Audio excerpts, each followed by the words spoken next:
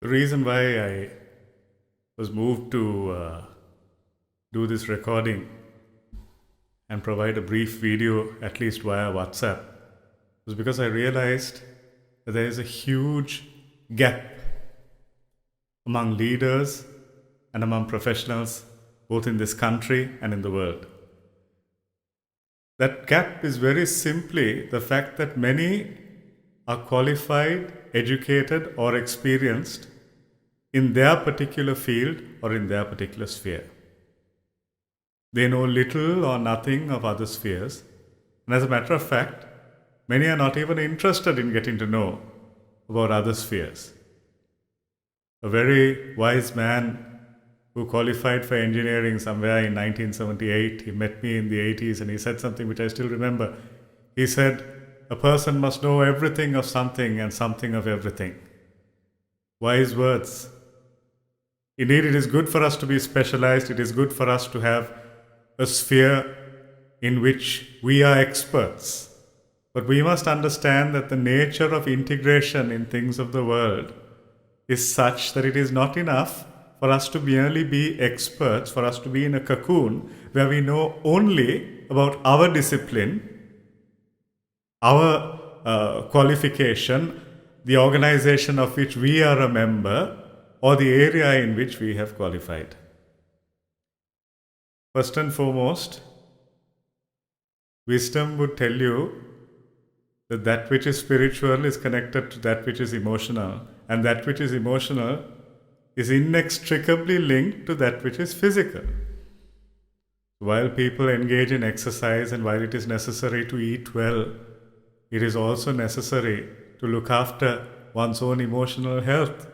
Even as the Surgeon General of the USA has said that there's a pandemic which is spreading globally, and that is not COVID. That pandemic is supposedly loneliness, a sense of isolation, a sense of abandonment. And the Surgeon General of the US has said that the impact of that is greater than smoking 20 cigarettes per day. Coming back to the core of what I was saying. I myself have been a fellow of the Chartered Institute of Management Accountants UK since 2016. I've been a member for the last 21 years. In my own profession, there's something that grieves me, and what grieves me is that people are either auditors, financial controllers, directors of finance on various boards, and there is nothing they know apart from matters financial. What are matters financial? What is this performance that we measure via a profit and loss account or a statement of comprehensive income, if you want to call it that? This performance that we measure is the conduct of individuals and the fruit of relationships and the fruit of connections and networks. In other words, this conduct is that which comes out of people. So how can we dissociate the numbers that we look at as finance professionals from the area of human beings? How can we dissociate these from the behavior of human beings? As people like Peter Drucker and Dale Carnegie, in their great wisdom, have told us, much of human behavior is not influenced by that which is rational and that which they have learned. Human behavior is influenced by their emotions. And people are oft controlled by their emotions. But if you speak to an accountant or if you speak to a person who is qualified in the realm of finance, he or she would barely know the second thing about emotional intelligence, about emotional experiences, how these impact human behavior, how these impact organizational behavior, and last but not least, how those affect the bottom line. And I think it's important that professionals in the realm of finance awake from their slumber to realize that there are things beyond the realm of finance which affect the numbers that they are looking at, the numbers that they are analyzing, and the numbers that they may audit or enter in reports or submit to someone or the other. Let me give you an example, yet another example of that which pertains to us in the financial realm, but which people know nothing about. In 2015, heat records in the world were broken and shattered because it was the hottest year on record at the time. And then 16, 17, 18, 19, 20, 21 and 22 continued to shatter heat records. And these years combined, these years individually, were the hottest on record until 2023 came along. And that year is estimated to have been hotter than all years, even in the 100,000 years before, when there were no heat records, because it's been gauged that every single day of 2023 had a temperature which was over 1 degree Celsius higher than pre-industrial levels. Now, my colleagues and my brethren in the financial realm would wonder why on earth this is relevant to them. That is tragic. You see, when temperature rises to unprecedented levels, it affects crops, it affects vegetation, it affects supply. Supply in turn affects prices. Prices, friends, are your realm. Inflation is your realm. It is relevant to your budgets. It is relevant to your feasibilities. It is relevant to your valuations, because if you're using a model where you're projecting future income and working backwards to gauge a present value,